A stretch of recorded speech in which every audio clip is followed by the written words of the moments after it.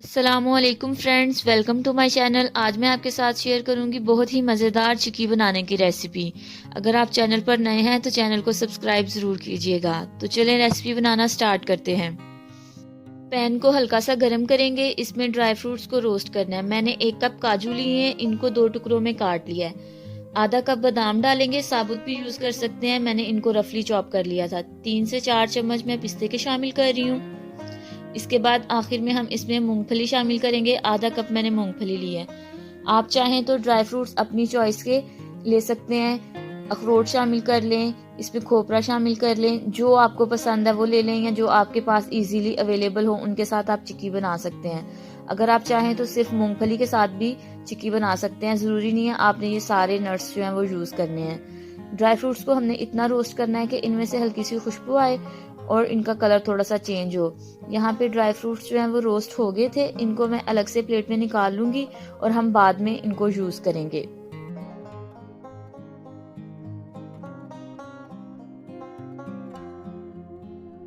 अब हम चिक्की के लिए शीरा तैयार कर लेते हैं। शीरा बनाने के लिए मैंने 1.5 कप ब्राउन शुगर यूज की है। आप चाहें तो शीरा चीनी के साथ और गुड़ के साथ भी बना सकते हैं। 2 चम्मच इसमें पानी शामिल करेंगे और इसको अच्छी तरह से मिक्स करेंगे ताकि जो शक्कर है वो डिसॉल्व हो जाए पानी में।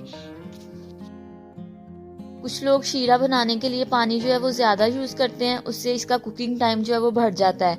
कम पानी से ये जल्दी तैयार हो जाएगी। जैसे ही शक्कर पानी में अच्छी तरह से घुल जाएगी, इसमें 1 चम्मच हम कुकिंग ऑयल का यूज करेंगे।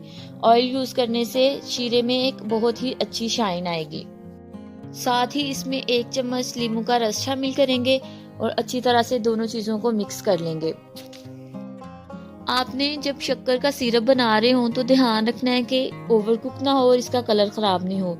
जैसे ही शीरे पे इस तरह से बबल्स आने लग जाएंगे तो ये टाइम है कि अब इसमें हम ड्राई फ्रूट्स जो हमने स्टार्टिंग में फ्राई किए थे वो शामिल करके तो दोनों को अच्छी तरह से पकाएं।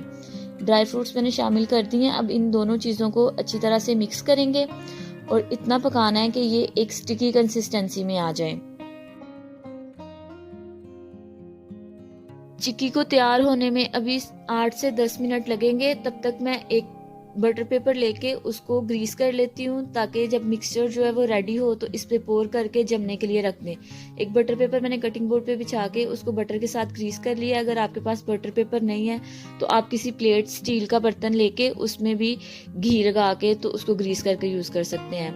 अब मैं इसमें 2 चम्मच भर के सफेद तिल शामिल कर रही हूँ। तिलों को ड्राई फ्रूट्स के साथ अच्छी तरह से आपने मिला लेना है और 2 से 3 मिनट तक बस हमने इसको पकाना है कि ये जो साइड्स पे लिक्विड है ये थोड़ा सा गाढ़ा हो जाए। इस मिक्सचर का कलर बहुत ही अच्छा गोल्डन आ गया। अब इससे ज्यादा आपने नहीं पकाना वरना इसका कलर जो है वो खराब हो जाएगा। इस स्टेज पे चूल्हा बंद कर देना है और इसको जो हमने बटर पेपर ग्रीस किया था उस पे हम निकाल लेंगे और सेट करने के लिए रख देंगे।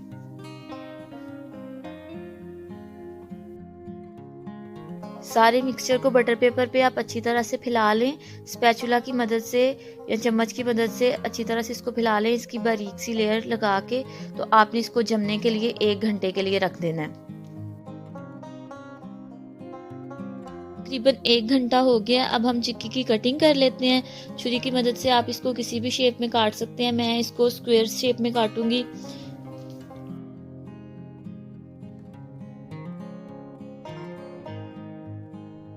कि अगर अच्छी तरह से सेट होगी तो कटिंग में भी आपको आसानी होगी। ये देखिए मैंने सारे पीसेस जो हैं वो अच्छी तरह से काट लिए हैं।